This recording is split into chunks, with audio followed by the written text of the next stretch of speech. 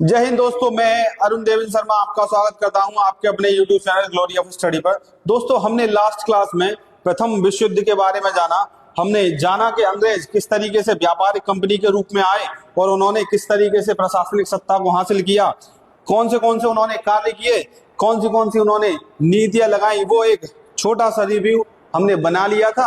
हमने वही देखा कि प्रथम विश्व युद्ध हो रहा है यूरोप में, लेकिन उसका हर्जाना भारत को भी भुगतना पड़ रहा है, भारत को भी भरना पड़ रहा है, क्योंकि उस फर्स्ट वर्ल्ड वॉर में ब्रिटेन भी भाग ले रहा है और ब्रिटेन का ही उपनिवेश यानी कि ब्रिटेन के ही अधीन कौन सा देश है उस समय? भारत। और भारत से वहां के लिए बहुत सारी चीजें आयात की जाती हैं, यहां से बहुत सारी चीजें निर्यात की जाती हैं। दोस्तों, वो ब्रिटेन के लिए संसाधन के रूप में वहां भेजी जाती है। यहां से सैनिकों को भी हायर किया जाता है, लोगों को हायर किया जाता है और ब्रिटेन की तरफ से लड़ने के लिए बाध्य किया जाता है।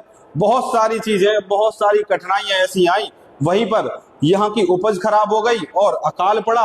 और अकाल पड़ने के कारण यहाँ पर उसी समय हुआ ही क्या था दोस्तों कि भुखमरी फैल गई और उसके बाद इन्फ्लुएंजा महामारी ने भी अपना प्रकोप भारत पर दिखाया। तो लोगों में अंग्रेजों के प्रति एक आक्रोश पैदा हुआ, एक नफरत पैदा हुई और लोगों में विद्रोह की भावना आने लगी।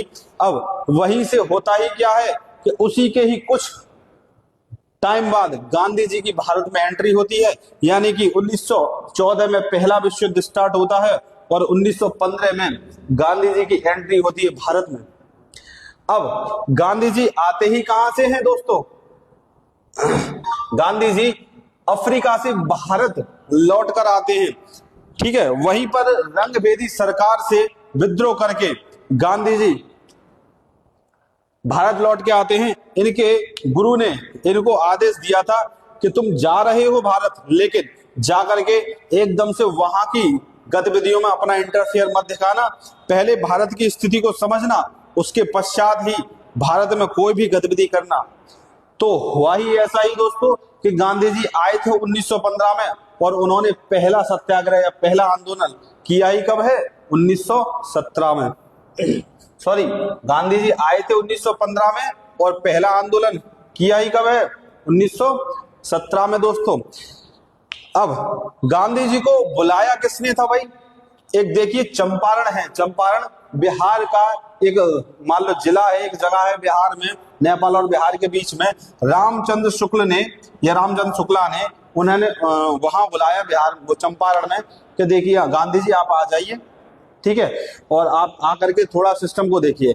एक्चुअली में दोस्तों हुआ ही क्या था कि गांधी जी आए तो गांधी जी ने पूरे भारत का भ्रमण किया और समझा भारत की स्थिति को। तो भारत के लोगों को बताया कि देखो, तुमने सब तरीके से हाथ पैर मार के देख लिए, अंग्रेजों को ऊपर कोई फर्क नहीं पड़ा, ठीक है, या अंग्रेजों को उससे कोई प्रभाव नहीं पड़ा। 1857 की क्रांति भी तुमने करके देख ली, लेकिन तुम अंग्रेजों का कुछ नहीं बिगाड़ पाए। एक काम करते हैं, तुम मेरे हिसाब से चलो, मेरे पास एक आइडिया है, आई हैव एन आइडिया। के क्या भाई आइडिया? के सत्याग्रह का एक विचार है, सत्याग्रह का आइडिया है। तो लोगों ने कहा कि अच्छी बात है बाबू, लेकिन हम इसको कैसे स्वीकारें? उन्होंने कहा चलो डेमो देता हूं, ठीक है। तो वही रामचंद्र शुक्ल ने उन्हें बुलाया, कहां पर? रामचंद्र शुक्ला ने चंपारण में बुलाया और चंपारण में उस समय अंग्रेजों ने 3 कठिया प्रणाली सिस्टम लागू किया हुआ था भाई, 3 कठिया प्रणाली सिस्टम लागू किया हुआ था। ये 3 कठिया प्रणाली सिस्टम क्या होता है कि 1/3 भाग पर तुम्हें नील की खेती करनी ही करनी पड़ेगी, ठीक है दोस्तों। नील की खेती से होता क्या था? एक तो कम दाम मिलते थे और नील की खेती करने के बाद वहां पर वो मिट्टी खराब हो जाती थी, वो और किसी फसल के लायक नहीं रहती थी, तो मिट्टी का उत्थान कम हो जाता था। अब यहां पर बड़ी विडंबना, लोग उनसे, किसानों से नील खरीदते तो सस्ते दामों पे थे, लेकिन बेचते महंगे दामों पे थे। अब जो नील की खेती नहीं करेगा तो उसको ज्यादा टैक्स देना होगा, ज्यादा कर देना होगा, भारी मात्रा में कर देना पड़ता था।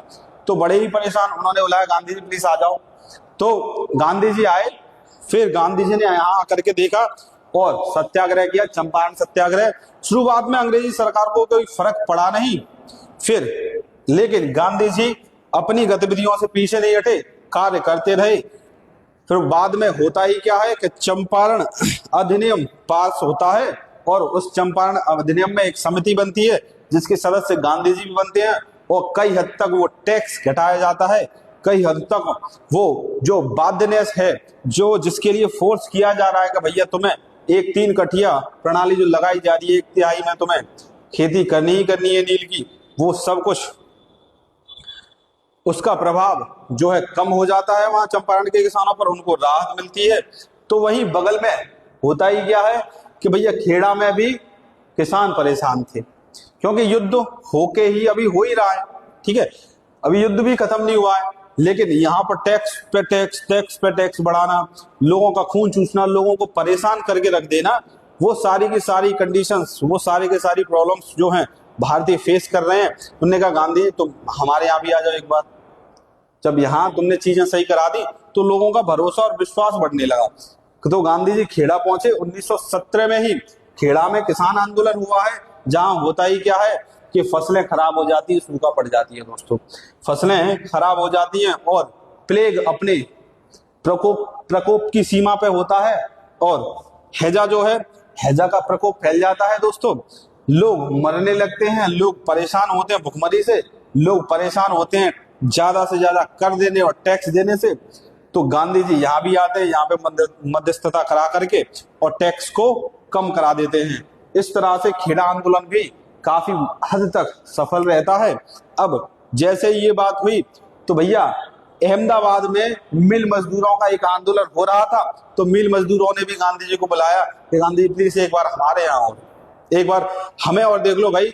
तो उन्होंने कहा ठीक है भैया मैं आ रहा हूँ। तो दिक्कत क्या है कि दिक्कत ये है गांधी जी कि जब प्लेग लगा था 1917 में तो हमें रोक लिया गया कि हम तुम्हें प्लेग बोनस देंगे। मिल मालिकों ने मिल मजदूरों को रोक लिया कि हम तुम्हें प्लेग बोनस देंगे, ज्यादा पैसा देंगे। और पैसा दोस्तों क्या कुछ नहीं कराता है, मजदूर रुक गए। अब उसी के बाद जैसे ही प्लेग खत्म हुआ तो मिल मजदूरों ने बोनस बंद कर दिया, ठीक है। तो 1918 में, 1917 में आपका खेड़ा आंदोलन हुआ है, 1918 में आपका अहमदाबाद मिल मजदूरों का आंदोलन हुआ है। उसके तहत प्लेग बोनस बंद कर दिया जाता है। तो मजदूर कहते हैं कि चलो देखो कोई बात नहीं है, तुमने बोनस बंद कर दिया, कोई बात नहीं, तुम एक काम करो, इसके बदले बोनस बंद करने के एवज में तुम हमारी जो मजदूरी है उसमें 50% की वृद्धि कर दो, उसे 50% बढ़ा दो। तो मिल मालिक जो है वो मना कर देते हैं दोस्तों। तो बड़ी की बड़ी समस्या आ गई भाई, बड़ी विडंबना आ गई कि एक तो महंगाई बढ़ रही है, जब हमने तुम्हारा बुरे समय में साथ दिया, अब तुम हमारा साथ देने से मना कर रहे हो। तो गांधी जी आते हैं, तो मिल मालिक कहते हैं कि देखो एक काम करते हैं, 50% तो नहीं बढ़ाएंगे हम बढ़ा देंगे 20 से 25% हम तुम्हारी सैलरी को जो है कि बढ़ा देंगे भाई, ठीक है। तो लेकिन ये 50% पे ही अड़े हुए थे, टिके हुए थे। तो गांधी जी आते हैं, गांधी जी कहते हैं ठीक है भाई एक काम करते हैं, ये एक समिति बुलाते हैं, एक सभा बुलाते हैं जिसमें मिल मजदूर और मिल मालिक होते हैं। वहीं पर होता ही क्या है कि मध्यस्थता करा करके वो गांधी जी कहते हैं भाई देखो ना तो तुम्हारा और ना ही मिल मालिकों का, बात को फिक्स करो 35% पे, ठीक है, यानी कि 35% मजदूरी बढ़ा दी जाएगी। तो मिल मालिक और मिल मजदूर दोनों के बीच में हो जाती है मध्यस्थता कि ठीक है चलो इतने पे डन करते हैं। और ये आंदोलन भी कई हद तक होता है दोस्तों सफल। अब पूरे के पूरे भारत में एकदम से खलबली मच जाती है भाई।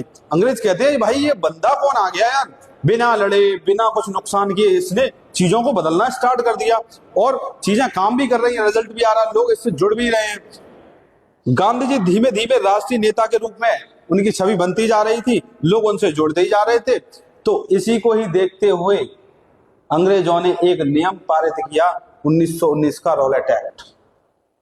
अब इसी रॉलेट एक्ट में एक बात कही गई दोस्तों कि कोई भी व्यक्ति जो राजनीतिक गतिविधि करता हुआ पकड़ा जाता है या अंग्रेजी सरकार को उस पर शक है तो शक के बिना पर उसको 2 साल के लिए जेल में डाल दिया जाएगा, उसको बंदी बना लिया जाएगा बिना किसी ट्रायल के या बिना किसी मुकदमे के।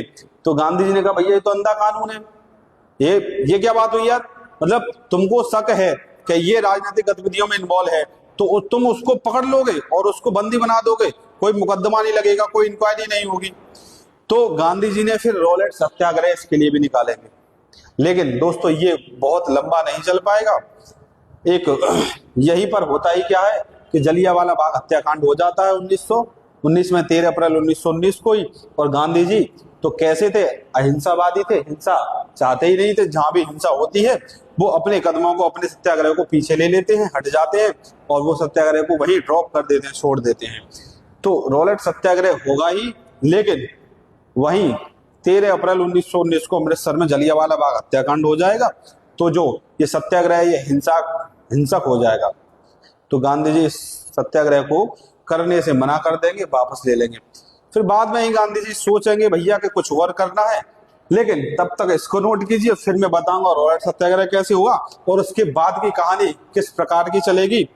चलिए